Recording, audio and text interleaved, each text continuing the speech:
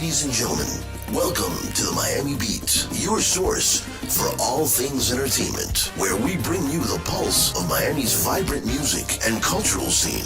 From the salty rhythms of salsa and merengue to the energetic beats of popular music, we've got it all covered. Join us as we take you on a journey through the city's hottest clubs, festivals, events, and introduce you to the talented artists and performers who make Miami the cultural capital of the South. So sit back and relax with the Miami Beat.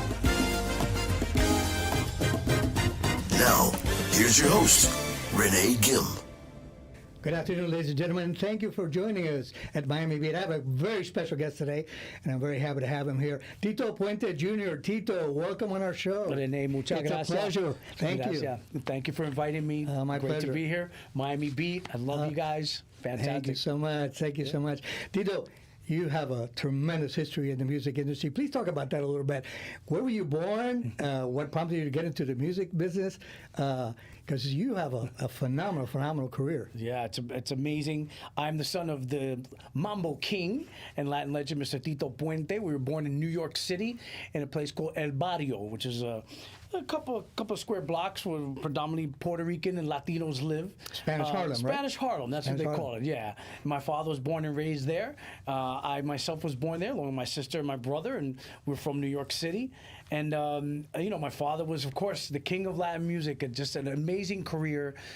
Passed away about 23 years ago, but has over 180 albums, a 7-time Grammy Award winner, a star on the Hollywood Walk of Fame. Very big shoes to fill, but I've been continuing his legacy and performing his music for the past 23 years, and I've been celebrating his music for 20 years now. I'm celebrating this year his 20th year, and we're also celebrating his 100th anniversary this year as well. Tito Puente was born in 1923. Wow. So now in 2023, we're celebrating his centennial of Tito Puente and his life, his legacy. It's been an amazing ride, and I'm so grateful to have the privilege and honor of being his son and performing his music and still having the fans that were around back then still enjoy his music today. What was it like growing up with such a huge star? And Amazing. Wow, what can I say? Everybody and their mother would come over the house. Celia Cruz, Carlos Santana, Gilberto Santa Rosa, and then, of course, the American Tony Bennett, and, all those great, beautiful artists, Dionne Warwick. There were so many great musical artists that would call the house and come over the home. And I didn't understand who my father was when I was younger. I didn't know that I was into I was an 80s kid, Gen X, I call it myself. Mm-hmm. So I was into, of course, rock music. I liked the heavy metal stuff, the Bon Jovi, the Def Leppard, the classic rock music, the Led Zeppelin. I was into that. I wasn't into mambo or salsa music. And then, of course, traveling with my father in my teenage years, that's when I started learning about the clave rhythm and how popular he was. Mm-hmm. I didn't... A funny story, Renee, that I went to a Menudo concert back in 1985 or 84, wow. And they said, "Hey, con ustedes aquí estamos Tito Puentes," was in the audience at Madison Square Garden, and everybody in the whole stadium or the whole arena looked at my father, and the lights went on him, and Menudo was giving him applause, and my dad was just taking us to a Menudo concert, and he became this celebrity. He took over the whole concert, but that's when I really realized how popular he was. Was this Menudo when Ricky Martin was very young? I think it was probably when Ricky was a baby, and maybe even before Ricky. It was like when Menudo just started, but it was an amazing experience to see the amount of people that really recognize Tito Puente and his contributions to Latin music. If I recall, wasn't that the concert at Central Park? Yes, there was many concerts at Central Park too, where my father would perform. There were a lot of free concerts that they had, and he would play with rock bands, and he played with Carlos Santana in a big concert on the pier in New York. And I didn't realize how popular he was until the rock audience started learning about Afro-Cuban music and Tito Puente music, Latin jazz music.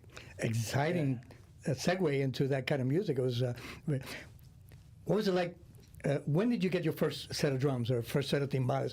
As a kid, I'm sure your parents say, no toca nada.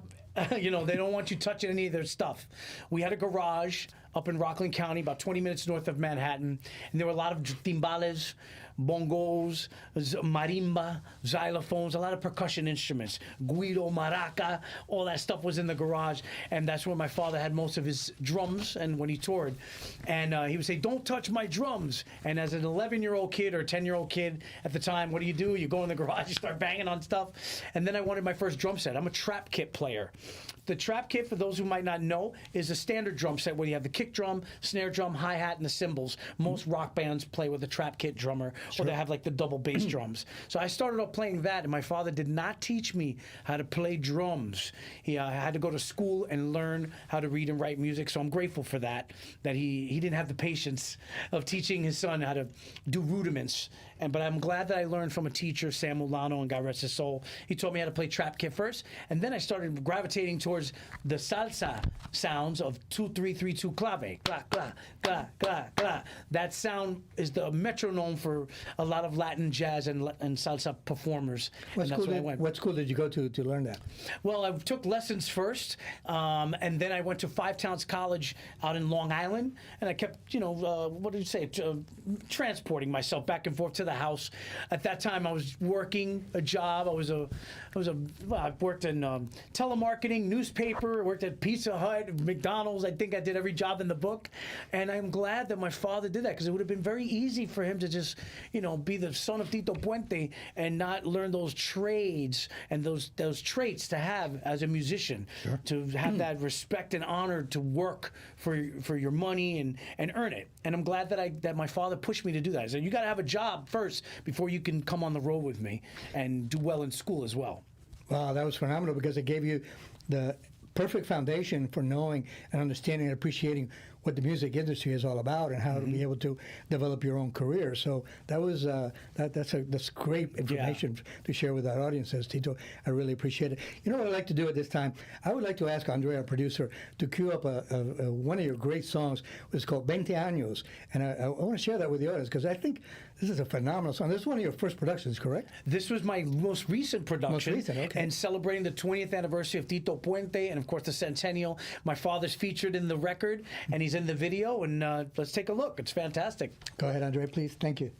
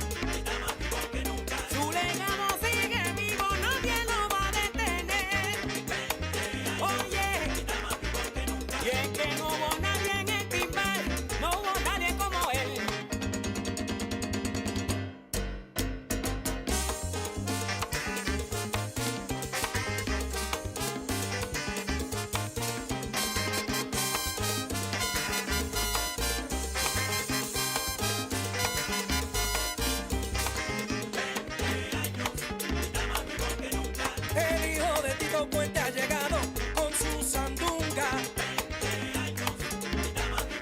No se equivoquen con Tito Junior. That was great. I really, truly enjoyed that, Tito.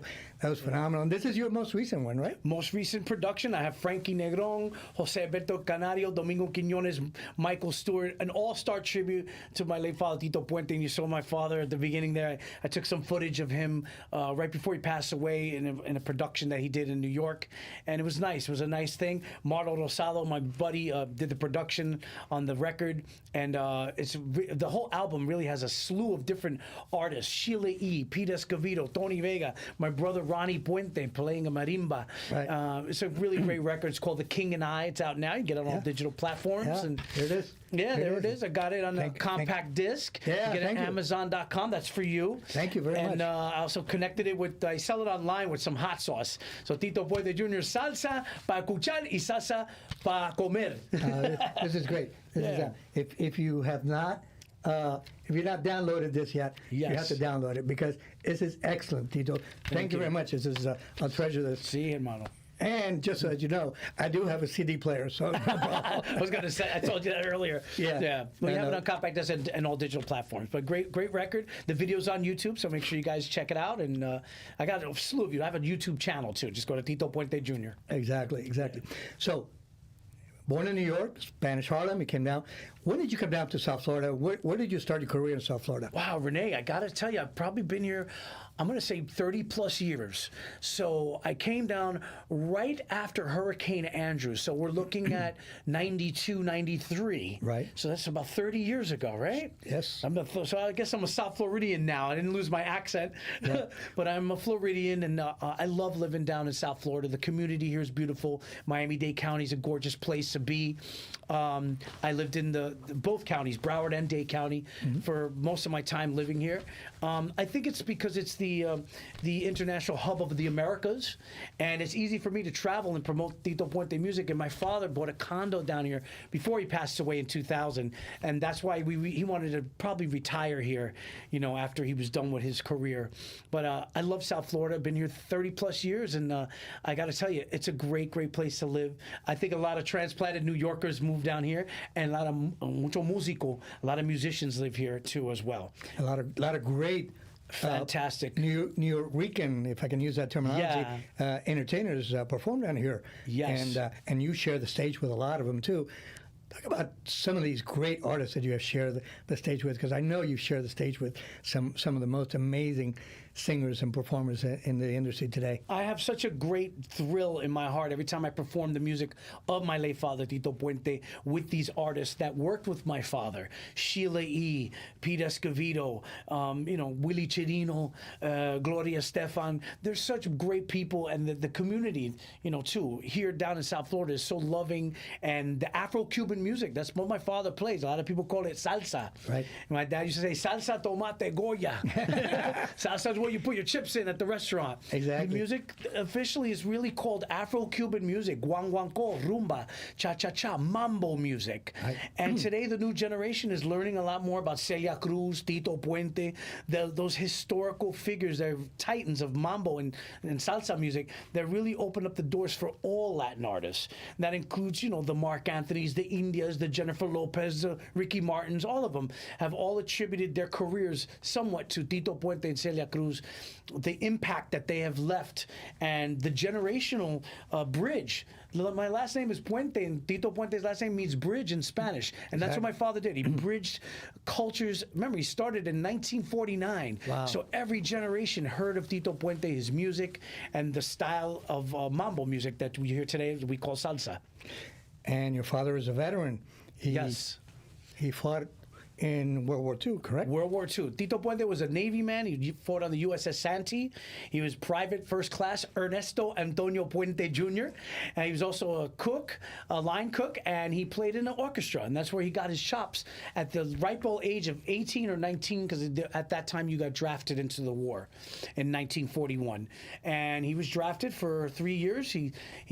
After that, what they did when you left your battle service, he fought in 9 battles, and he won an accommodation from the President of the United States and Purple Heart.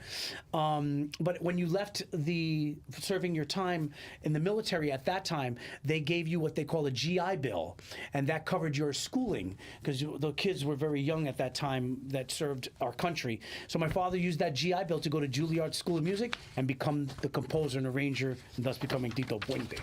Wow, what an amazing career. What an amazing opportunity.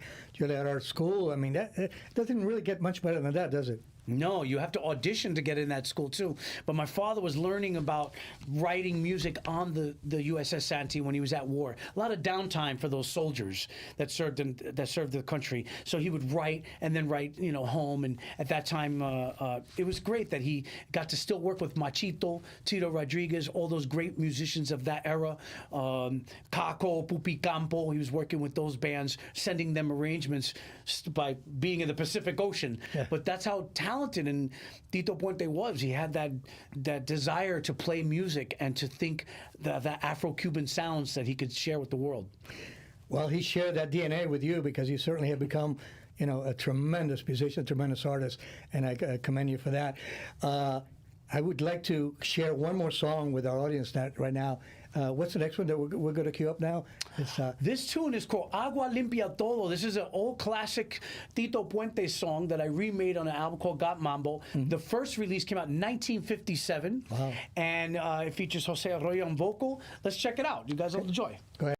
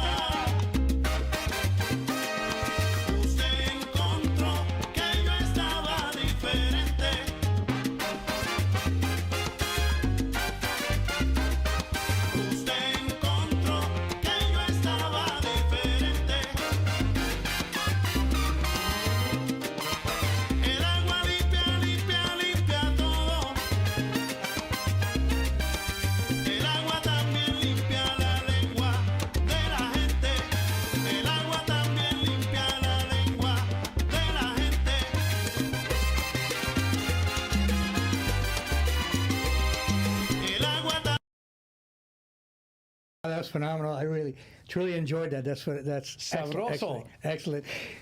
So you not only got the DNA from your dad as far as the musical background, but you're also a producer, composer. You do everything.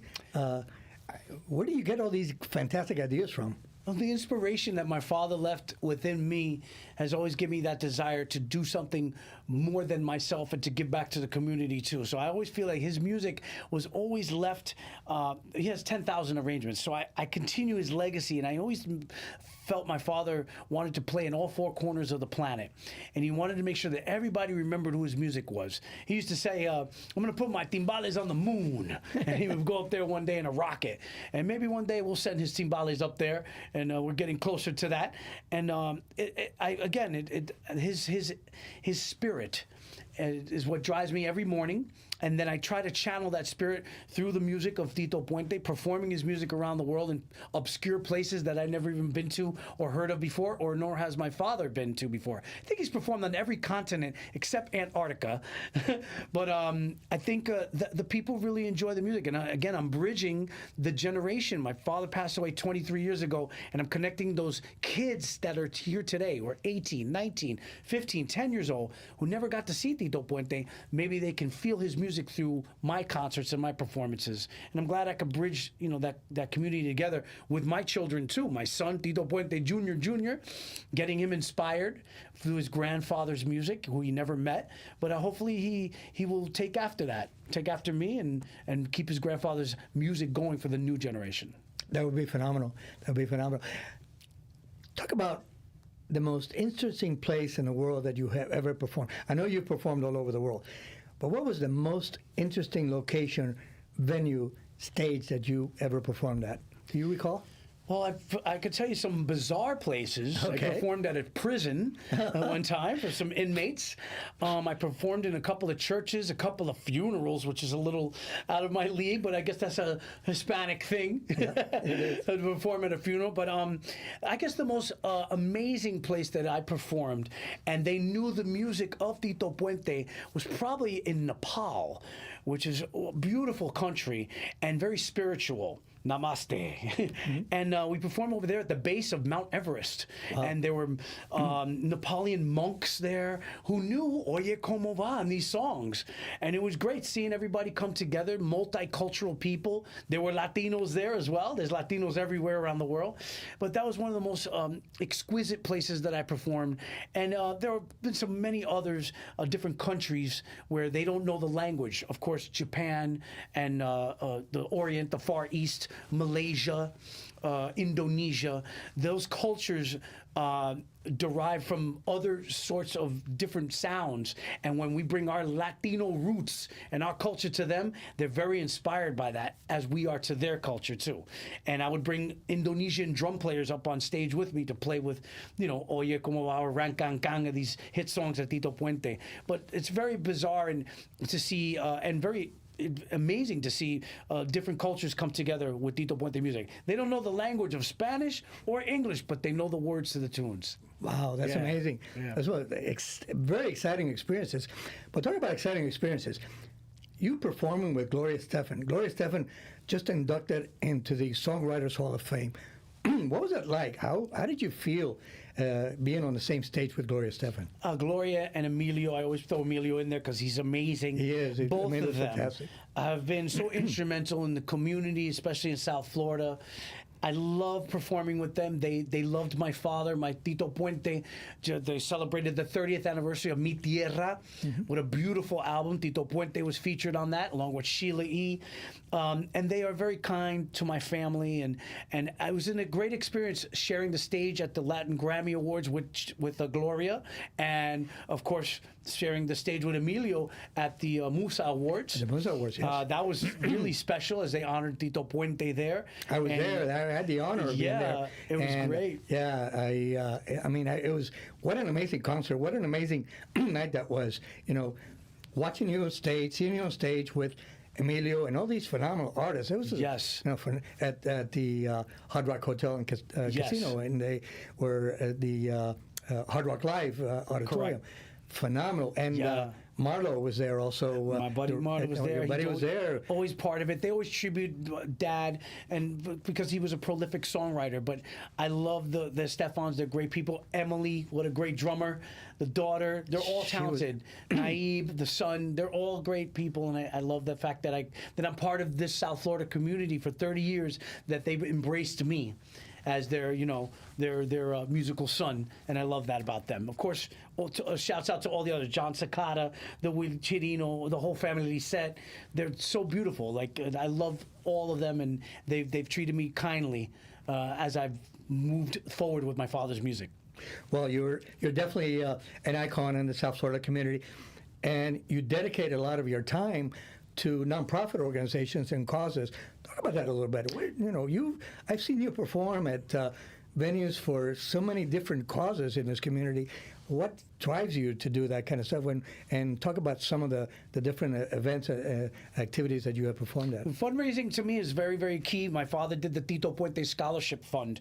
With that, we'd give underprivileged kids the opportunity to learn about music and to learn to go to conservatory or University of Music and learn more about their craft and their instrument, whether it be vocal or piano lessons or anything like that. When it comes to music things or fundraising with music, Music Cares program what the NARIS has, I love being a part of that. Encouraging more schools to have musical programs, musical instruments. If I could talk to the kids, inspire them, to inspire children and to inspire kids to play the music of Puente and Celia Cruz. They were two inspirational figures that no longer with us, but hopefully I can channel their spirits through my presentations that I do. I love talking to different students in different colleges, especially out in the Midwest, where you wouldn't believe that Latin music exists. In Iowa, in Utah, in places where obscure musicians maybe not reached, or salsa or Latin music has reached. I go to these places, and with my name and my brand, and they know who Tito Puente is, I try to explain to them what mambo music is and how impactful it means to Latin music today. One of the biggest artists today, Renee, is Mr. Bad Bunny. And he always attributes most of his talent and his career to the Fania All-Stars, to Tito Puente, to Celia Cruz, to the ones that really led the path for reggaeton music and hip-hop music and all the music that we hear today, whether it be dance, freestyle, house music. All that music is derivative of Latin music and conga, timbal, bongo. That's what really makes people, drive people to dance floors and make them dance. And it's nice to see that the artists today are recognizing that. And hopefully that I can continue that through my father's legacy in his music. Well, you're doing a phenomenal job at that, Tito. I mean, you're certainly recognized for that, and everybody loves watching you perform, and everybody enjoys all of your performance. But I want to change the subject a little bit, because I also know that you're an avid sportsman. You love sports. You are really into sports. I had the pleasure of watching you interact here with Grant Miller, who is, you guys were talking about sports. Yeah. What's your favorite sport? Wow, I got so many. I'm a football head, so I'm waiting for the August, right? August, September, get the preseason going. I'm a Dolphin fan. I love the Dolphins too. It's, of course, South Florida, and I'm a basketball head too. I love what the Heat's been doing. They're just an incredible championship-winning team. I love that. Of course, I got to give shouts out to the New York teams too, simply because I live in both places. Sure. The Giants, and of course, Yankee fan. I'm a hardcore Yankee fan as well. But I love sports. I love all sports. I also like wrestling too. I like watching that WWE stuff, and I'm a junkie for that stuff. Hulk Hogan and The Rock and all that. I really get into all that too. So you'll see me on Monday nights watching Monday Night Raw, watching that stuff. But I love all sports. I really encourage kids, whether they like music or sports entertainment, it's all really one thing, and it really is to bring people together and to enjoy camaraderie of being together in a stadium, unlike what we were a couple of years ago. We were all in our old cubby holes. Now we can hunker down. We were all hunkered down. We were in the whole pandemic thing, and I'm glad that now we can all have concerts. We can all go to sports places together and really enjoy that camaraderie of being united. What was it like being hunkered down like that during the pandemic? What was going through your mind when you realized all of a sudden that the entire world was shut down and there were no performances? There were virtually nobody on the streets. And what did you feel like at that time? Oh, well, it was exactly what it was, a pandemic or epidemic, whatever you want to call it. It was difficult for musicians because we celebrate our art through channeling it through the audience, and we didn't have that audience. We had to do, of course, social media. But what I did notice, Renee, that I was very, very impressed with is that a lot of people were not letting that get to them, where I saw a lot more people dancing to Tito Puente music and salsa music during that period of time through social media. And you could see it through the Spotify sales and just the views of how many people were listening to Tito Puente music and how much my father's music connected people, whether it be in Italy or even in China, all over the world. They were dancing to Tito Puente music, and that brought us together even closer as a world, as a unit. It was difficult, but I did record the King and I album during that time. I had to record in separate studios and remotely, but I got everybody on the album. They all wanted to do it, I guess, for that one cause, and that's celebrating life, the life of Tito Puente, the celebration of just music in general. But we got through it. We're on the other end of it, I hope. And it's nice that I'm doing concerts now. I've been touring around the world, seeing the audiences. They're coming out, and I'm so glad for that. And tonight, you're performing where? Esta noche, tonight, I will be at the Seminole Hard Rock Casino in Hollywood, Florida. Come on out. It's a free show, 8:30 p.m. You guys can come poolside. And then I'm heading out to Omaha, Nebraska this weekend, and then to Philadelphia. Next week, we'll be in Hartford, Connecticut. All the shows and all the concerts that I'm doing, the tickets and stuff like that, you can check it out on my social media pages, at Tito Puente Jr. on Facebook, Twitter, Instagram, and, of course, TikTok. I'm doing the TikTok thing with my kids. So just go there and you can see everything Tito Puente Jr., documentary series coming, biopic on my life story of Tito Puente. We're doing some great, great things. Phenomenal. Yeah. Tito, talk about some of these upcoming concerts that I see that Andre has this up on the screen now so that everybody can say. Talk about some of these venues that you're going to be performing The at, venues please. that I'm performing at, a lot of the ones that you see here, I did the slew of concerts. This is a centennial tour where I'm celebrating the centennial of Tito Puente. So it's a special concert series where it's almost very educational too, because you go to the show, you bring your dancing shoes, and everybody's standing up at the end of the night. But it's very interactive, and I try to get people to understand where Tito Puente and his history, and we celebrate his life. life and all the great hits that he had. Ran Can Can, El Cayuco, Mamo Gosong, Oye Kuma. We set our hearts on playing all those songs with a full orchestra, big band. So it's really, really swinging. Most of the concerts that you see on your right side of your screen are up and coming ones. They're really cool places that I'm going to. We've added so many more shows, Renee. So you've got to watch my social media on my Instagram pages and Facebook pages for new and upcoming dates. A lot of them are free. And some of them are ticketed events, but some of them are universities and conservatories of music, mostly festivals. But I encourage everybody to come on out, learn more about Tito Puente during my show. It's interactive, you will enjoy yourself, and it's family friendly. Phenomenal. And of course, there'll be the Tito Puente salsa there as well, right? You'll have the hot sauce too if you guys want some, and of course the brand new CD. That's on your webpage, correct? That's right. You can right. buy it directly from your webpage. Yes, hot sauce. You can get the Tito Puente Jr. salsa picantes. I have mango, maple syrup. I have picante de sweet green pepper, tamarindo. I also have guava. They're hot sauces picantes. Get them at Tito Puente Jr. myshopify.com or go to the website, which are the social media pages, Facebook, Twitter, Instagram, at Tito Puente Jr., and I'll throw in an autographed picture for you guys. And you can put them on anything. Arroz con habichuela, frijoles, bacalao, de todo. It's for everybody and everything. And 4th of July is coming up, so it's a perfect time to get your hot sauce. Maybe when they put the order in, they could just mention Miami Beat, and then you'll be able to send them the autograph picture with it. Absolutely. I'll hook you guys up, and we'll connect the link with the Miami Beat website, too, as well. Phenomenal, phenomenal. Well, Tito, I can't thank you enough for being here today. This is one of the first images that I recall seeing of you. I've had the pleasure of booking you before, and not only seeing you on stage, but also interacting with you off stage. So this is, I definitely want you to autograph this for me today. And once again, thank you for the CD. It's a real pleasure. Please make sure you download this, because this is an excellent CD, excellent production, and you will really enjoy it. Ladies and gentlemen, thank you very much for joining us today. It's been really a pleasure having this amazing musician, this amazing star.